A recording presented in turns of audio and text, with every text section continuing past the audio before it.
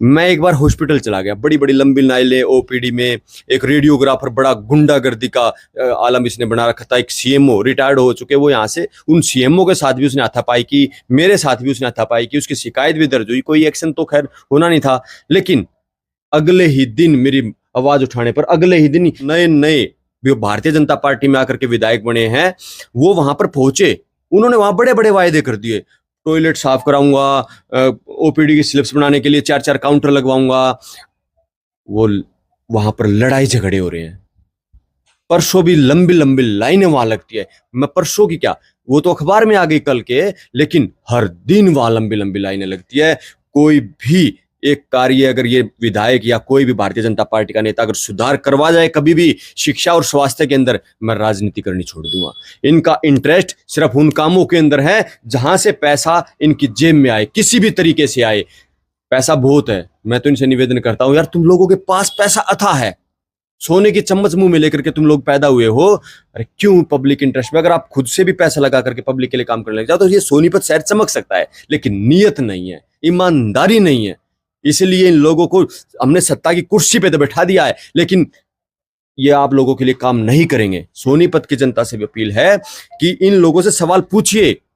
मैं सोनीपत नागरिक अस्पताल में जो अव्यवस्था फैली हुई है, मैं डॉक्टर ज्योत्सना मैडम जिन्होंने एक भद्दा बयान माँ बाप, इस बच्ची के माँ बाप के खिलाफ दिया है, और जो एक कमी को छुपाते हुए अपनी कमियों से पल्ला झाड़ रही है, मैं धरना प्रदर्शन मुझे देना पड़ा, मुझे आंदोलन अगर तेज करना पड़ा तो मैं वो करूंगा। लेकिन ऐसे व्यक्ति इस कुर्सी पे बैठने के लायक नहीं है जिनके अंदर संवेदनशील ना हो, जो लोग भावनाओं को ना समझ सके। ऐसे अमानवीय और संवेदनहीन व्यक्तियों के लिए कुर्सी नहीं है। यहाँ पर वो व्यक्ति बैठना चाहिए जो आने वाले मरीज की भावनाओं को समझ सके, उसकी जो दिक्कतें आ रही है उसको समझ सके, और डॉक्टरों को सीधे डायरेक्शन हो कि सबसे पहले इलाज देखिए, उसके बाद सारी खाना पूर्ति कीजिए।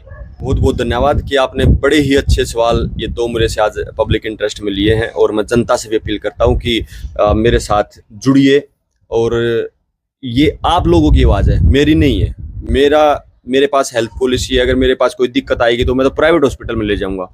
मैंने अपनी हेल्थ पॉलिसी ली हुई है, मैं गवर्नमेंट को पैसा दे रहा हूँ, टैक्स दे रहा हूँ, बट मैं गरीब लोग जब मेरे सामने, मेरी आंखों के सामने कुछ भी होता हुआ दिखाई देता, मैं मतलब अपने आप को चाहकर भी नहीं रोक पाता। मैं लड़ाई लड़ूंगा, आखिरी उस तक लड़ूंगा। सिस्टम से मैं टकरा सकता हूँ, सरकार से मैं टकरा सकता हूँ, लेकिन आप लोगों का साथ आना बहुत जरूरी है। आप लोगों के अगर आप साथ आएंगे, 1 कदम चलेंगे तो मैं 2 कदम चलूंगा, सरकार से भिड़ने के लिए मैं तैयार हूँ। यहाँ पर एक व्यक्ति लगातार सोनीपत के अंदर वो MOI SMO बने, CMO बने, और डायरेक्टर हेल्थ से रिटायर होकर के, ऐसा क्या है सोनीपत GH के अंदर, इस नागरिक अस्पताल के अंदर, कि वो व्यक्ति आज भी सोनीपत नागरिक अस्पताल के अंदर कमरा अलाट करके वहां पर एक गिरोह चला रहा है जिसका नाम है डॉक्टर जसवंत सिंह पुनिया। उसके ऊपर नाजायज तरीके से, गलत तरीके से दिव्यांग सर्टिफिकेट बनाने की FIR दर्ज हो रखी है, जमानत के ऊपर बाहर है। उनकी वाइफ पे भी पर्चा दर्ज हो रखा है, वो भी बाहर है। एक पूरा गिरोह जो है कि उनका जो मेन सरगना है वो जसवंत सिंह पुनिया है, और जब तक जसवंत सिंह पुनिया इस अस्पताल के अंदर रहेगा, जो कि सबको पता है, बीजेपी के हर एक लीडर को पता है, उन्होंने ही उसको यहाँ पर बैठाया हुआ है। जो ईमानदार लोग होते हैं, यहाँ भी एक चीज मुझे बड़ी अच्छी याद आई कि जो ईमानदार लोग होते हैं, जो यहाँ का विधायक, अभी नवनियुक्त विधायक है, जो पब्लिक इंटरेस्ट में काम नहीं कर रहा, लेकिन जो लोग काम करने वाले हैं उनके ट्रांसफर नोट बना करके भेजता हुआ फिर रहा है, ताकि उनको नौकरी ना करनी चाहिए, उसको कहीं पे दूर भेजा जाए। हर एक विभाग से मुझे शिकायतें मिल रही है कि जो विधायक के जो काम है वो काम करने चाहिए उनको, ना कि उनको जो लोग काम कर रहे हैं उनके बीच में अड़ंगा बना करके उनको ट्रांसफर नोट बना करके सरकार के पास भेजने चाहिए। मुख्यमंत्री जी को भी इस पर संज्ञान लेना चाहिए कि ये विधायक कर क्या रहा है आखिर। यहाँ पर एक पूरा गिरोह बनकर बैठ गया। एक लेडी डॉक्टर है, उनका भी ट्रांसफर फतेहाबाद हो गया था, मुझे सुनने में आया। हर तीसरे दिन वो भी यहाँ पे आकर के बैठी रहती है। मतलब इनका मन नहीं कर रहा सोनीपत GH छोड़ने का, जैसे जसवंत सिंह पुनिया का मन नहीं कर रहा कि सोनीपत नागरिक अस्पताल को छोड़ा जाए। पता नहीं तो जो व्यक्ति डायरेक्टर हेल्थ के पद से रिटायर होकर के आता है, उसको क्या जरूरत पड़ी है कि यहाँ पर एक कमरा अलाट कर करके वहां पर वो वैसे ही बैठे रिटायर होने के बाद। कुछ ना कुछ तो है, उसकी जांच होनी भी बहुत जरूरी है। पूरा जब तक ये इस गिरोह का भंडाफोड़ नहीं होगा, जब तक ये तबादले इनके यहाँ से नहीं होंगे, इनको यहाँ से जो रिटायर हो चुके उनको घर नहीं बैठाया जाएगा, तब तक यहाँ कुछ नहीं हो सकता।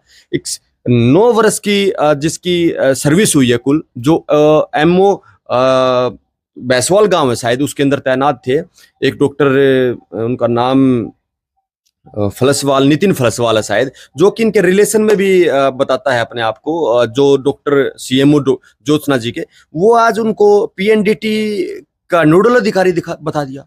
अरे 25-25 साल जिनके सर्विसेज हो गई, जो डिप्टी सिविल सर्जन्स हैं, उन लोगों को आप चार्ज नहीं दे रहे हो, और ऐसे ऐसे लोगों को उठा करके अपने पर्सनल इंटरेस्ट में आप उनको यहाँ कुर्सियां सौंप रहे हो। जनता, जो गरीब लोग, जो गरीब मरीज आ रहे हैं, उनके लिए कुछ नहीं कर रहे हो, और अपनी अपनी जेबें भरने के लिए इस भ्रष्टाचार का अड्डा इस सोनीपत नागरिक अस्पताल को बनाया हुआ है। किसी का ध्यान इस तरफ नहीं है। मैं हेल्थ मिनिस्टर जो हमारी आरती राव जी है, उनसे भी निवेदन करता हूं कि वो यहाँ पर आए, विजिट करे। अपनी 7-8 महीने हो गए सरकार बने हुए, एक विजिट यहाँ पर नहीं हुई है। ये लोग यहाँ पर गोरख धंधा चलाया हुआ इन्होंने। आप एक चीज देखिए, अस्पताल की मैं बात कर रहा हूँ, मैं लगातार क्योंकि इस जो ये 1 साल की बच्ची जो एक्सपायर हुई है, उसकी घटना ने मुझे झकझोर दिया है। जैसे मेरी अपनी बच्ची इस संसार को छोड़कर जा चुकी है, मैं पल पल उस परिवार के साथ रहा हूँ, उसको मैंने मतलब भोगा है, उस दुख को मैंने सहा है उस परिवार के। तो सीएमओ का बयान आया, बड़ा ही शर्मनाक बयान। ऐसे संवेदनहीन व्यक्ति को सीएमओ जैसी कुर्सी पर बैठने का कोई हक नहीं है। पता करने पर पता चला है कि भाई 3-4 बार चार्जशीट भी हो रखी है मैडम डॉक्टर ज्योत्सना जी। इनके ऊपर पहले भी 2019-20 के अंदर शायद कोई चड्डा जी थे, उनकी वाइफ प्रेग्नेंट थी, तो उनकी डिलीवरी समय पर ना करवाने के चक्कर में वो बच्ची एक्सपायर हो गई थी, मतलब डिलीवरी भी नहीं हो पाई थी। और भी बहुत सारी महिलाएं अस्पताल के अंदर एक्सपायर कर चुकी है डिलीवरी टाइम पे। और उस व्यक्ति को, उस महिला को, एक संवेदनहीन महिला को, जिसके अंदर मानवता का कोई भी एक चीज मुझे उसके बयान में देखने को नहीं मिली, उसने पूरे अस्पताल प्रशासन की अपनी गलती को माँ बाप के ऊपर डालने की कोशिश की है। माँ बाप की गलती है कि उसको लेकर के सरकारी अस्पताल में लोग पहुंचे। माँ बाप की गलती है कि अस्पताल के अंदर पीकू डिपार्टमेंट के अंदर वेंटिलेटर नहीं मिला, पीकू डिपार्टमेंट नहीं मिला। माँ बाप की गलती है कि जो 22 वेंटिलेटर सोनीपत के अंदर हैं, उनके ऊपर कोई भी ऑपरेटर नहीं है। मतलब कि अपनी कमियों से, और डॉक्टर जो कि मरीज को बचाने के लिए प्रयास करता है, उसमें कदम ना उठा करके अपनी कमियों से, अपनी बातों से पल्ला झाड़ने वाली बातें हैं ये। और अपने आप एक्सेप्ट किया है इन्होंने अपने ही बयान के अंदर कि हमारे यहाँ पीकू डिपार्टमेंट नहीं है, हमारे यहाँ वेंटिलेटर सुविधा है जो कि बड़े और नवजात बच्चों के लिए है, लेकिन 1 साल से ऊपर के बच्चों के लिए जो पीकू की जरूरत पड़ती है वो हमारे यहाँ नहीं है। तो अपने अस्पताल की पोल ये खुद खोल रही है। इनको जवाब देना चाहिए कि ये कब वहाँ पर पीकू की स्थापना ये करेंगी, कि आप बच्चे ऐसे ही मरते रहेंगे, आप लोग पीजीआई में रेफर करते रहेंगे। और अच्छा, एक बात और, सबसे बड़ा सवालिया निशान इनके ऊपर जो पीजीआईएमएस के निदेशक थे एसके सिंघल जी, उन्होंने लगाया।